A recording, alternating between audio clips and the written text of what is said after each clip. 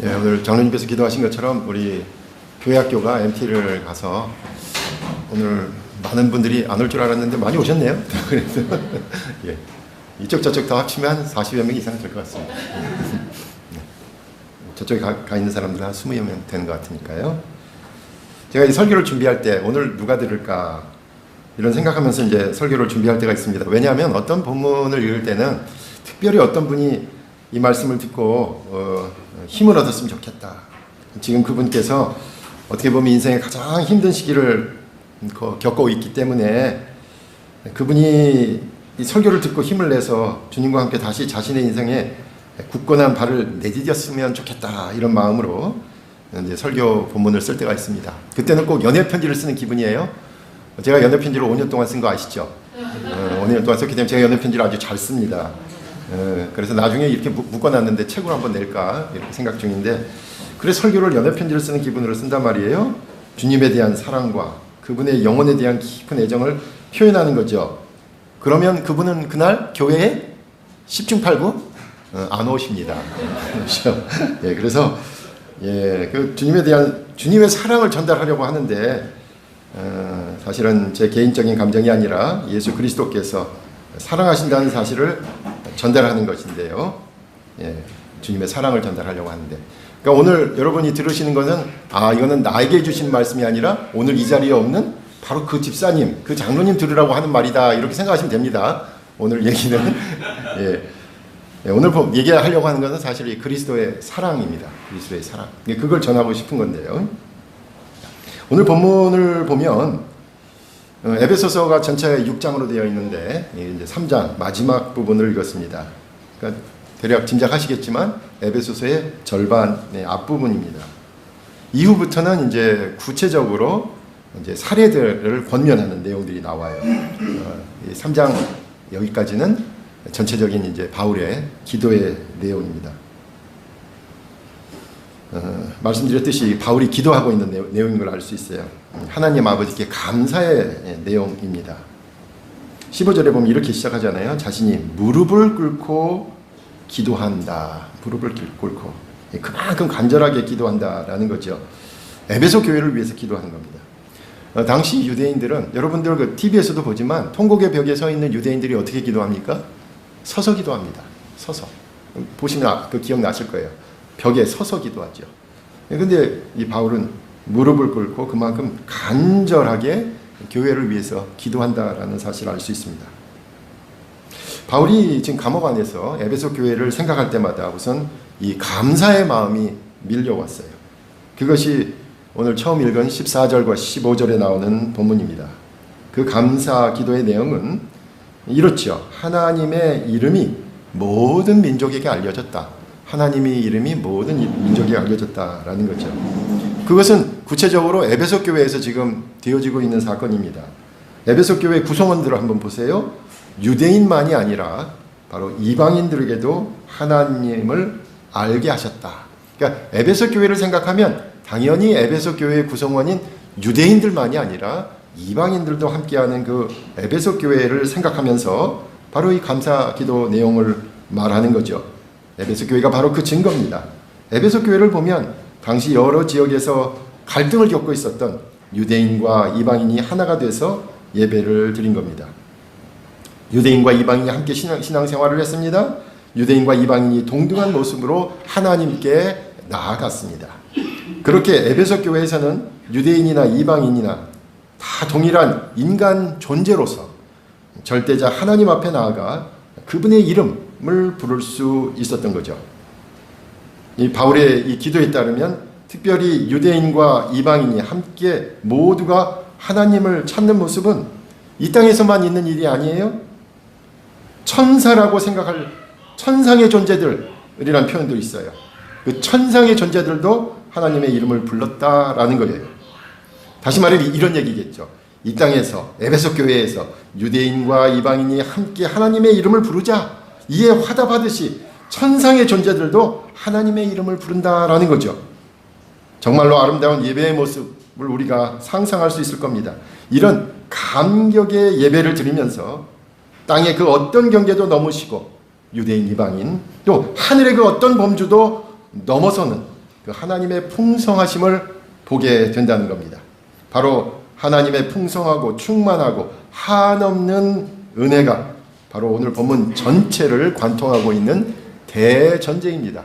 하나님의 풍성한 은혜, 이 땅에서도 유대인과 이방인이 하나가 됐고 그 찬양 소리에 하늘의 천사들도 화답하는 모두가 이 풍성하고 충만한 하나님의 은혜, 이것이 오늘 본문 전체를 관통하고 있는 주제입니다. 하늘과 땅의 모든 족속이 하나님의 이름을 부르며 예배하는 모습을 상상할 때 바울은 그 하나님의 풍성하심을 인정할 수밖에 없었고 하나님의 무한하심을 긍정할 수밖에 없었고 하나님의 위대하심을 수긍할 수밖에 없었던 것입니다. 그래서 이제 바로 풍성하심, 바로 그 하나님께 바울은 계속해서 기도를 드리는 겁니다. 이후에 나오는 본문은 이제 기도한다는 말을 중심으로 나눠보면 사실은 세 가지의 기도를 하고 있습니다. 바울이 세 가지의 기도를 하고 있다. 내가 기도한다. 내가 이렇게 내용들을 기도한다. 이러이러한 것들을 기도한다. 이렇게 세 가지를 추려볼 수 있습니다. 말씀드렸습니다. 지금 하나님께서의 풍성한 은혜가 전제예요. 이 땅에서도 유대인과 이방인의 경계가 없습니다. 땅과 하늘의 경계조차도 없이 천사들도 하나님의 이름을 부릅니다.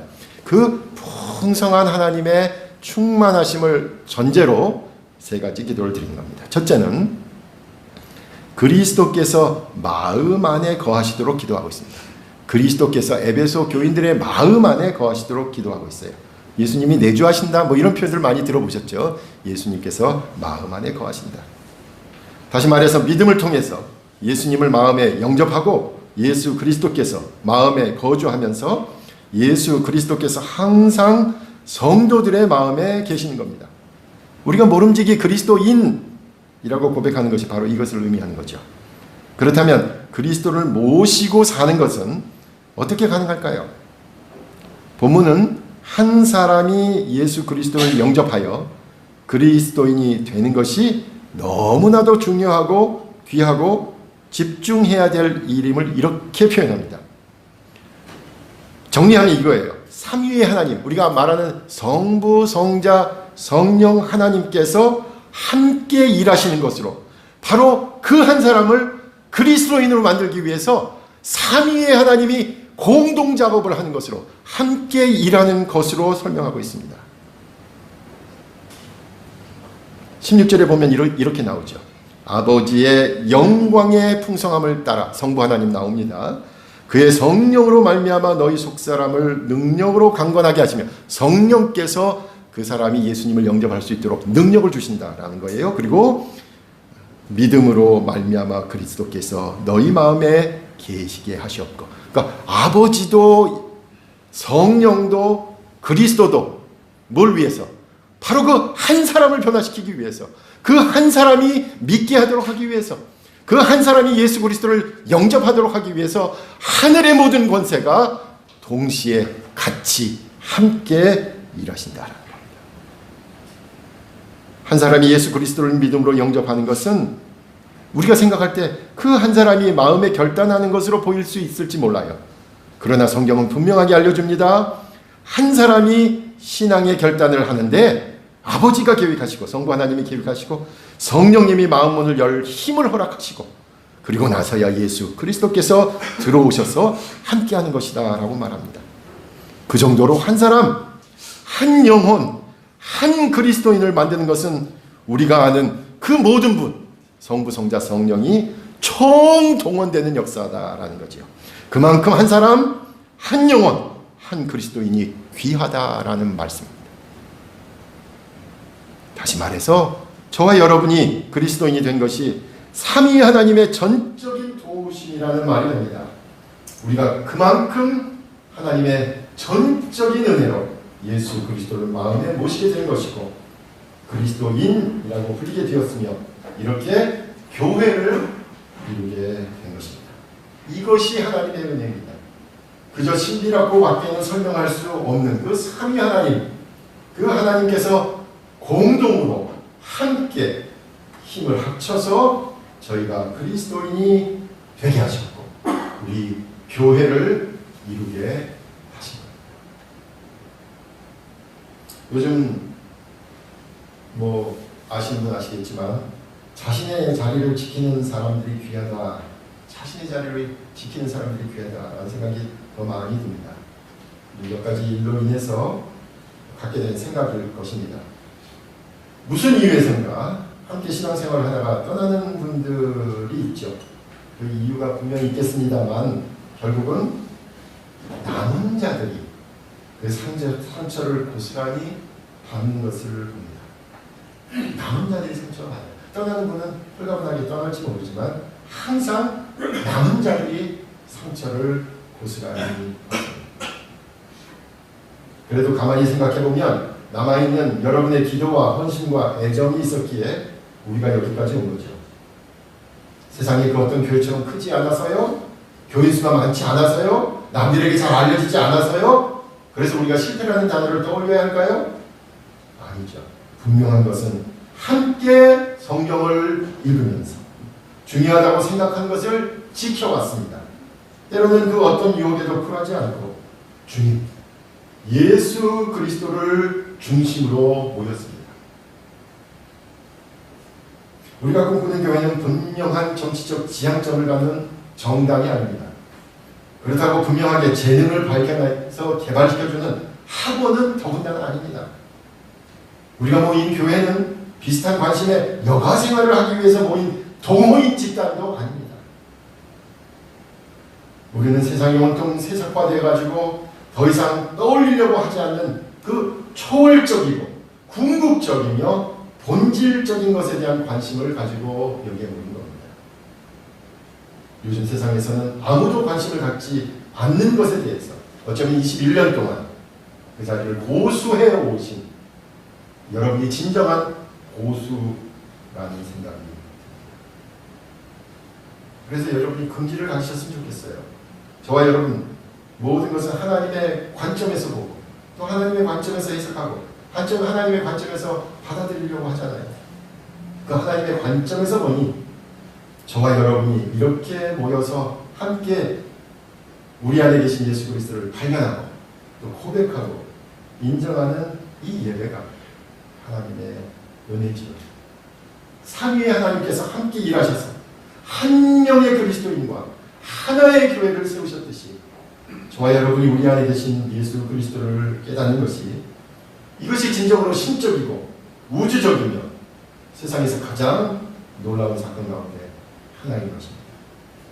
하나님은 우리가 모일 때마다 매 예배 시간마다 그리고 여러분이 교회를 위해서 기도할 때마다 그리고 여러분이 보이게 않게 된 교회를 위해서 헌신할 때마다 하나님의 은혜를 더 깊이 고백하고 체험하는 그런 시간들이 되었으면 좋겠습니다. 저와 여러분 안에 그리스도께서 계십니다. 그거를 위해서 바울은 기도했던 것입니다. 둘째로 바울은 계속해서 에베소 교회가 풍성한 그리스도의 사랑, 크고 깊은 그리스도의 사랑을 알게 해달라고 기도하고 있어요. 첫 번째는 그리스도를 모시고 살기를 기도했고요. 그 안에서 그리스도의 사랑의 풍성함을 알게 해달라는 것이 두 번째 기도의 내용입니다.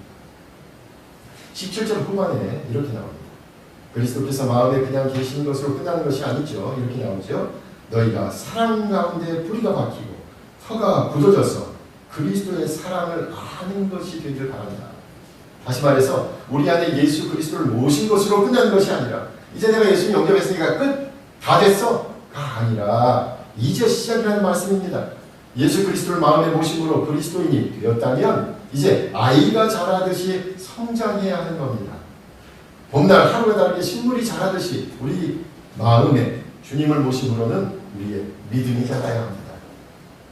그래서 이제는 단단한 음식도 먹고 소화시킬 수 있어야 하며 또 그만큼 단단한 음식을 먹었으니까 더 성장해 나갈 수 있는 거죠. 저와 여러분의 신앙은 멈춰있는 게 아닙니다. 건강한 신앙이라면 성장하고 있죠. 만약에 성장하지 않는다면 어딘가 몹시 아픈 거죠. 스스로를 돌아봐서 어제보다는 오늘이 낫고 오늘보다는 내일이 나은 신앙인이 되어야 합니다. 어디까지 성장해야 할까요? 우리는 그 성장의 정도를 우리 자신의 눈에 보이는 변화에서 찾죠. 우리는 성장하는 신앙, 그러면 우리의 외적인 행동이 변화, 어디 더 많이 봉사하나? 헌신의 강도, 더 많은 시간을 함께 있나? 드러나는 그 무엇이라고 생각하는 경향이 있습니다. 그런데 오늘 말씀은 신앙의 성장은 바로 눈에 보이는 외적인 변화가 아니라 예수 그리스도의 사랑을 하는 것, 예수 그리스도의 사랑을 하는 것이라고 말합니다. 제가 그래서 오늘 제목을 그렇게 잡았어요. 그리스도의 사랑. 18절과 19절에서 이렇게 나오죠. 그리스도의 사랑을 알고 그 너비와 길이와 높이와 깊이가 어떠한 것인가를 아는 거예요. 이게 너비, 길이, 높이, 깊이 이 단어 4가지가 나옵니다. 그렇다면 그리스도를 모시고 살면서 성장해야 할 부분은 이 동적인 눈에 보이는 것이라기보다는 먼저는 정적인 것임을 알 수 있습니다. 다시 말해 신앙의 성장은 간단히 말해서 그리스도의 사랑을 이전보다 더 알게 되는 거예요. 예수님의 사랑을 예전에는 요만큼만 알았는데 이제는 완전하게 그 예수님의 사랑을 알아가는 거예요. 그게 신앙의 성장이다라고 말하고 있습니다. 그리스도의 사랑이 너무도 커서 그전에는 제대로 알지도 못했는데 이제 그리스도의 사랑의 너비와 길이와 높이와 깊이를 깨닫게 되는 것이 그것이 전적으로 성장하는 것이다 라고 말합니다. 그리스도의 사랑의 너비, 길이, 높이, 깊이. 사실 여러분 너비, 길이, 높이, 깊이예요? 이게 뭘까요 도대체? 우리가 부활절을 지내면서 가장 궁극적으로 생각할 수 있는 건 바로 십자가죠. 십자가가 사방으로 뻗어 있잖아요. 너비, 길이, 높이, 깊이. 어떻게 보면 사방으로 뻗어져 있는 십자가를 연상할 수 있을 것 같아요. 그 십자가의 너비, 그 십자가의 길이, 십자가의 높이, 십자가의 깊이를 생각한다면 주님의 십자가는 모든 영혼을 품었기에 그만큼 세계적이고 우주적이고 무한하다라고 말할 수 있습니다. 우리 지난주에 기독교 고전일기에서 그 영국의 안셀름이 생각한 게 있잖아요. 하나님, 우리가 그 이상을 생각할 수 없을 정도로 위대한 분, 그렇게 정리했잖아요.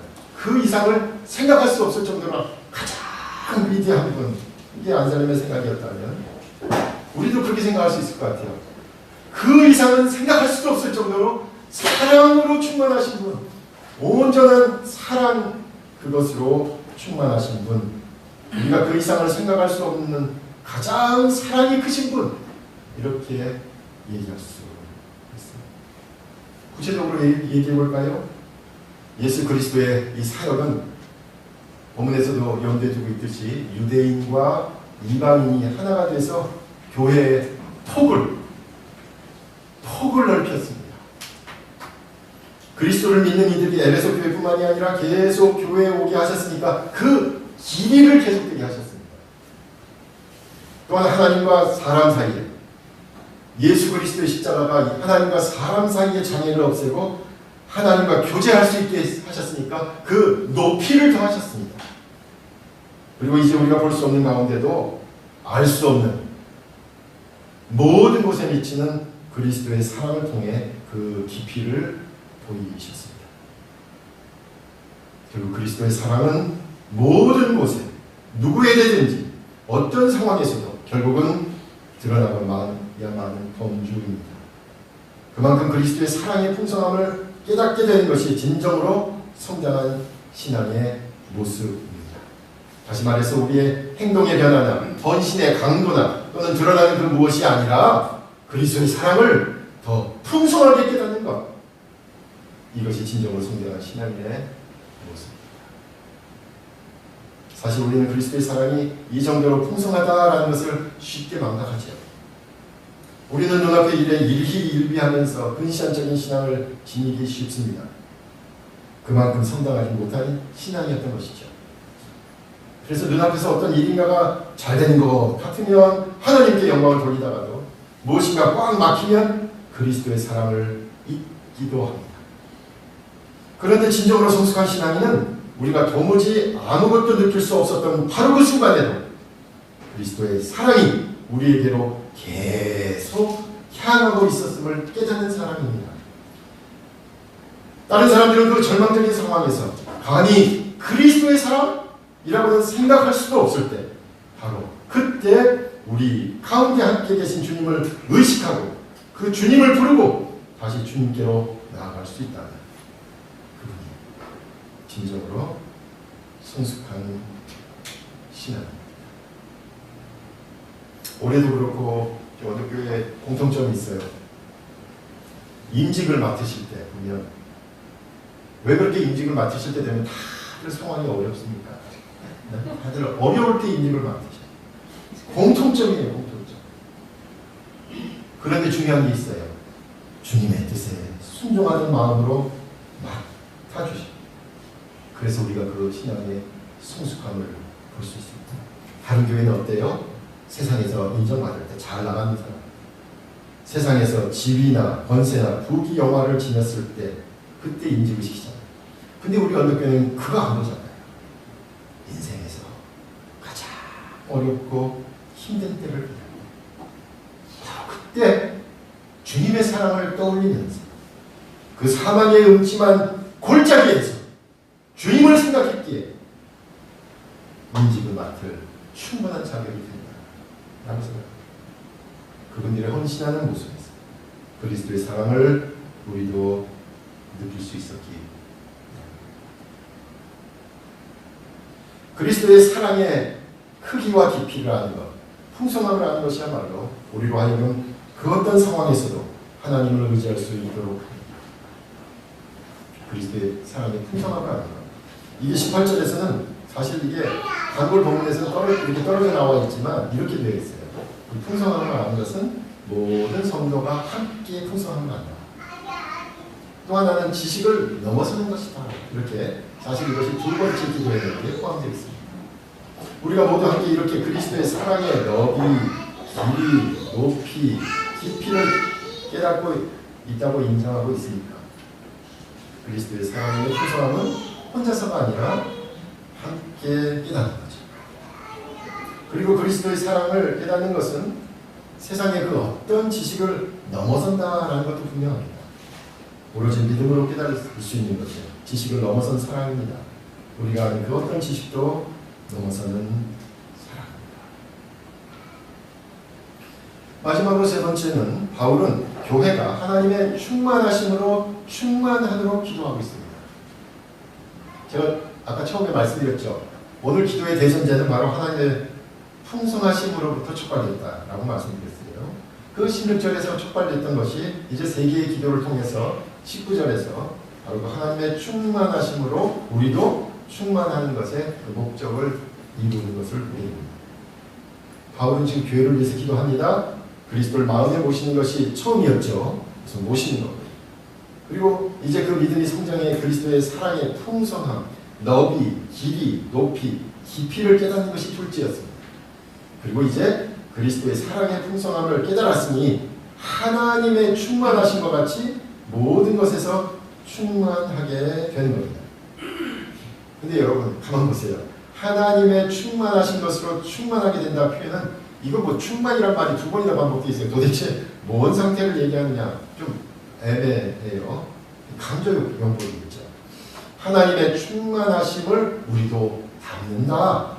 하나님의 충만하심처럼 우리도 완전하게 된다. 하나님의 충만하심처럼 그것이 우리의 목표다라고 말하는 것으로 방향한 것입니다. 하나님의 충만하심을 담기 위해서 우리 안에 부족한 것이나 결핍이 그런 상태 그런 것이 없는 걸 거예요. 이 상태가 이 세상을 살면서 과연 도달할 수 있냐? 우리가 살면서 아무리 그리스도를 마음에 모시고 신앙 안에 성장해서 하나님의 그 충만하신 데까지 우리가 자라갈 수 있냐? 인간이 육체를 가지고 있고 언제든지 죄의 유혹을 느끼는데 죄를 지을 수밖에 없는데 과연 하나님의 그 완전하심, 충만하신 데 이룰 수 있을까? 이거는 수세기 동안 논쟁거리였습니다. 제가 전공하고 있는 18세기 성결운동을 했던 존 웨슬리 목사님은 이렇게 제안합니다. 이 충만함, 이 완전함, 이 거룩함은 다르게 설명할 것이 아니라 이렇게 얘기하면 된다는 거예요. 하나님 사랑, 이웃 사랑, 이런 충만해지는 것입니다. 하나님의 충만하신 데까지 충만한다? 그렇게 완전하고 꽉 찬 우리가 경지에 도달할 수 있을까? 노력해야 되겠죠. 근데 우리가 얼마만큼 하나님을 사랑하는지, 우리 이웃들을 향해서는 얼마만큼 더 사랑을 베풀고 있는지가 그 척도가 된다라는 말이에요. 우리가 그리스도의 사랑의 풍성함을 깨달았다면, 그 너비와 길이와 높이와 깊이를 깨달았다면, 이제 한편으로는 하나님을 더 사랑하게 되고, 다른 한편으로는 우리 이웃들을 향한 사랑의 폭을 넓혀라 라는 것입니다. 우리가 이렇게 정신없이 시간이 가고 또 봄이 오니까 어느덧 우리가 10년 전에 겪었던 세월호가 10주기가 되더라고요. 누군가 얘기할 겁니다. 아직도 세월호 이야기냐. 근데 한번 생각해 보세요. 가족들이 아니에요. 부모도 아니고 배우자도 아니고 자녀가 먼저 가면 부모들은 그 자녀를 가슴에 묻는다고 하죠. 평생 할 거예요. 지금 말씀드렸는가요? 제 여동생이 둘 있었잖아요. 근데 제 여동생 하나만 있죠. 막내 여동생이 있어요. 교통사고에. 제가 지금 이제 60이 다 됩니다. 부모님들은 지금도 제가 어디 장거리를 가면 차 조심해요. 왜 그러시겠어요? 평생 교통사고에 대한 트라우마가 있으시죠. 여러분 제가 60입니다. 지금도 차 조심해요. 그게 부모예요. 평생 아플 겁니다. 이 부모님. 제가 요즘 들은 얘기가 바로 총량의 법칙이랍니다. 한풀이 하듯이 다 쏟아낼 자리와 분위기와 그 과정이 있어야 그분들, 아니 우리 모두가 그 아픔을 극복하게 된다는 거예요. 할 만큼 쏟아내게 만들어야 그래야 그 아픔이 조금이라도 사라진다. 10년 지나니까 많은 사람들이 떠나갔대요. 잊지 않겠다고 얘기했던 분들도 많이 떠나가서 더 힘들다고. 그래서 소박하게 가족들을 위한 기도에서부터 작은 행동이라도 한다면 우리가 체험한 그리스도의 사랑의 그 풍성함을 전하는 것이고, 무엇보다도 하나님의 충만하심을 드러내는 것이 될 것입니다. 오늘 본문은 20절과 21절에서 바울이 이렇게 합니다. 우리가 지금까지 구한 것, 생각한 것 그 이상으로 응답하실 것이다 라는 격려와 함께 교회를 위한 기도를 마무리하고 있습니다. 말씀을 정리합니다. 바울은 지금 감옥 안에서 감옥 밖에 교회를 위해서 기도하고 있습니다. 먼저는 교회가 그리스도를 마음에 모시기를 기도하고 있습니다. 그리스도 먼저 모셔야 됩니다. 모시지 않은 사람은 예수 그리스도를 모시는 것부터 시작하셔야 돼요. 둘째는 교회가 그리스도의 사랑의 풍성함을 깨닫게 되기를 원합니다. 그리고 이 모든 과정을 통해서 교회가 함께 하나님의 충만하심에 이르기를 기도하고 있습니다. 아무쪼록 저와 여러분이 우리 마음에 계신 예수 그리스도를 늘 인정하고 그분의 사랑의 풍성함에 순간순간 깨달으면서 그리고 하나님의 충만하심으로 나아갈 수 있도록 주님의 사랑, 그리스도의 사랑을 더 크게 깊이 이렇게 깨닫고 은혜를 받고 나누시는 우리 모두가 되시기를 간절히 부탁드립니다. 기도하겠습니다. 아버지 하나님, 오늘 그리스도의 사랑에 대해서 생각해 보았습니다. 우리를 이곳에 부르신 그 주님께서 우리 안에 들어와 계시고 또 우리 안에서 믿음을 크게 하셨습니다. 놀라운 그 사랑에 감격할 수 있도록 우리를 늘 붙잡아 주시고 무엇보다도 하나님 사랑하는 마음, 이웃 사랑하는 마음이 조금씩 더 커져갈 수 있도록 인도하여 주시옵소서. 예수님의 이름으로 기도하옵나이다. 예, 광고 시간입니다. 서로 옆에 맞이하는 분께 숫자는 얼마 안 되지만 인사 나누는 시간 갖겠습니다. 예, 안녕하십니까.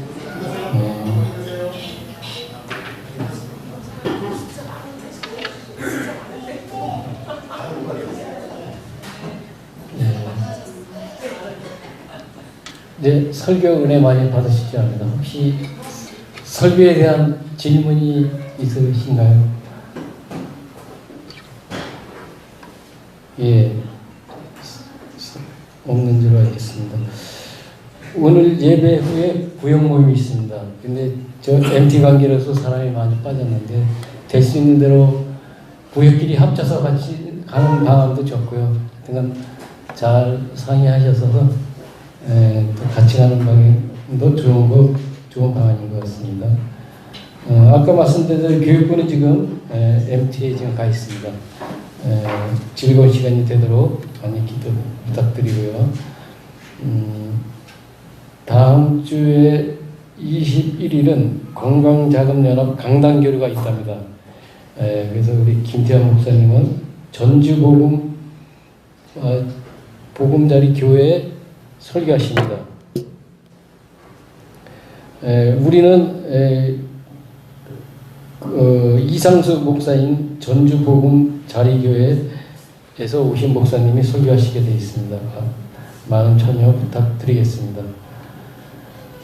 지난주에 운영위원회에서 이현 집사님이 사회부장님으로 결의하였습니다. 그래서 보면은 언덕 공동체 나눔 기념이 복지부장으로 변경되었으니 많이 참조 바라겠습니다. 그 다음에 또 주간기도 많이 특별히 기도해 주시고요. 또 혹시 다른 광고 있으신가요? 여기 또 있네요. 또 다음 주에 북클럽 오락가락 찬양 모임으로 대체합니다. 오락가락은 없고요. 찬양 모임으로 한다니까 많은 관심 받으셔서 많은 찬양 부탁드리겠습니다.